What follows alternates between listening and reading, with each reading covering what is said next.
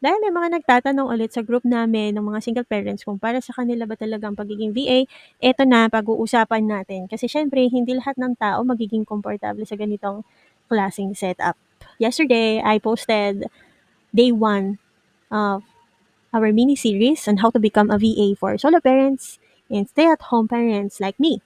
Since hindi nga lahat ng tao magiging komportable sa ganitong setup, we will discuss a few topics today.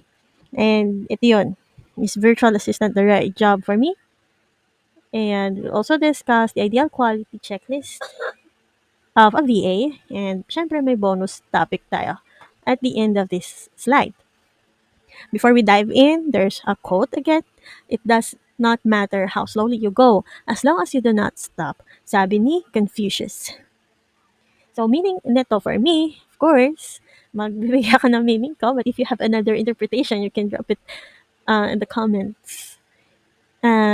Sabi nga, okay lang kahit mabagal, basta may progress. At hindi ka titigil, consistent ka lang. Diba? Ang dami din naman nagsasabi, tuloy ka lang, kahit mabagal, hindi mo sila kailangan sabayan sa bilis, yung pag-angat nila. Right, so, yan, dito na tayo sa ating topics. Is this for me? Para sa akin ba talaga ang pag-VA? Ito, tanong ko sa'yo, do you really want to become a VA? And bakit mo gustong maging VA? Ano ba ang mga pros and cons nito sa'yo? Kasi you have to check then yourself. Ano mo to kagusto? Kasi kung gusto mo to talaga, syempre, gagawin mo lahat ng makakaya mo para makuha mo yung gusto mong trabaho para sa iyo, syempre, especially. And then, for the family na rin, na hindi ka maalis ng bahay. At nag-aalaga pa rin ng mga bata, mayroong household chores, and yeah, bakit nga ba gusto mong mag-VA? Gaano mo to kagusto? At anong mangyayaring masama at maganda kung mag-VA ka? Kailangan mo yan timbangin. Next, tingnan natin ang VA quality checklist.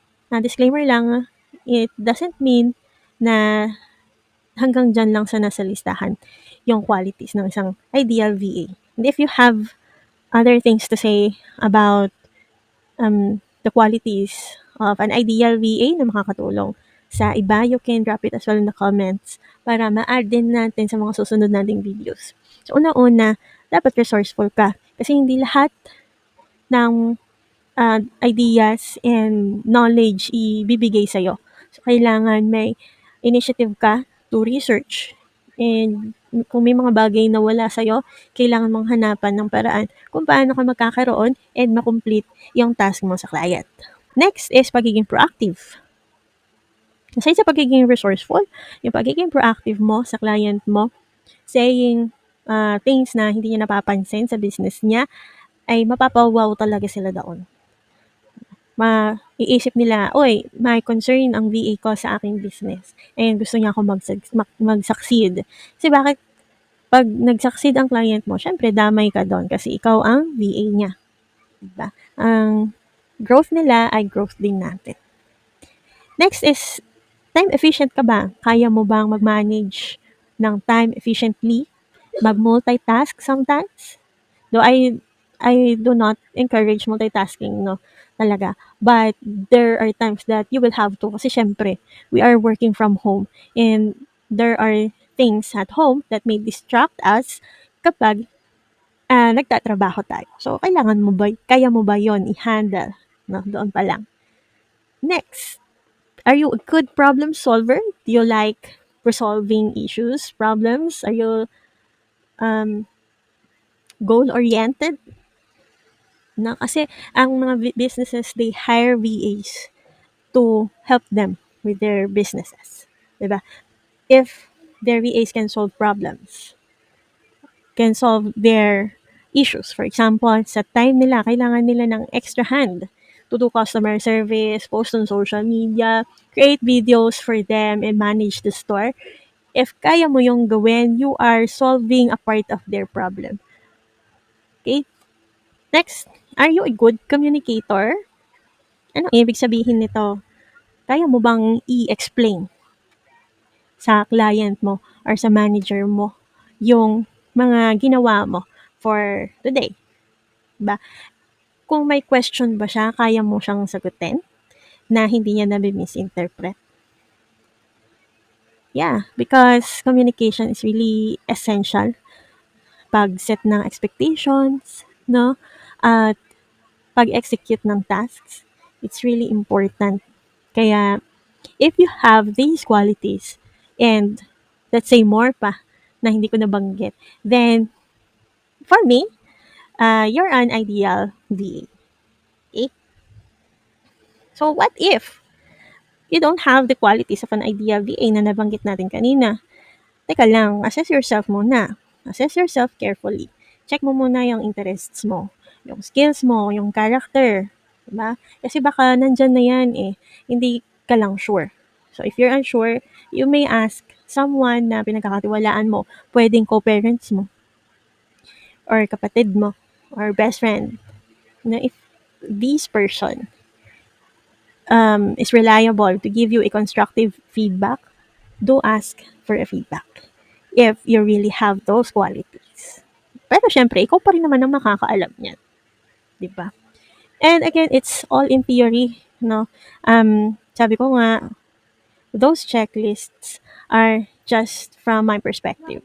It doesn't qualify or it doesn't certify anything, only based on my experience and observation as a VA. And wag mo muna i-discourage yung sarili mo kung naisip mong wala kang mga ganong qualities. You can start your self-assessment online kung may mobile phone ka, laptop, internet connection. You can even start your self-assessment online. Merong mga personality tests dyan para ma-identify yung confidence mo kung ganun ba talaga yung qualities mo as a person. Alright, and ano ba itong bonus topic natin? Syempre, common question for day 2. Galing to sa mga single parents din natin. What do I need to start? What do I need? What are the equipments I need to start this journey? Syempre, kailangan mo ng stable and fast internet connection. A laptop or a desktop, earphone and mic for meetings, and a webcam. Okay? So, pwede nyo siyang i-screenshot or save mo nyo yung video para pwede nyo balikan. Paano kung wala kang mga ganong equipment or kulang? Actually, you don't need brand new equipments eh. Dalagay ko tong seek help because there are options for us to resource. Ano ba yung kulang sa atin? Sabi ko nga kanina, di ba, if you are a natural resourceful person, then that's also a quality of an ideal VA. Maybe you can borrow from someone you know. Pero syempre, wag mong sisirain yung tiwala ng taong yun. Kung meron ka mang marinig na hindi maganda galing sa taong yon, kesyo hindi ka naman kikita, or nangangarap ka lang ng gising, or abala ka masyado, hinihiram mo yung gamit, no? Tiisin mo lang. If you really want to, kasi kapag kumita ka dito, you can even buy your own na. And you don't need to borrow anymore, di ba? So, ayoko ng revenge, hindi revenge yun. It is your reward for yourself, for your hard work and sacrifices. Yun, may ganun talaga. And do I need to be proficient in English? You may start with a conversational English level. Paano yung conversational?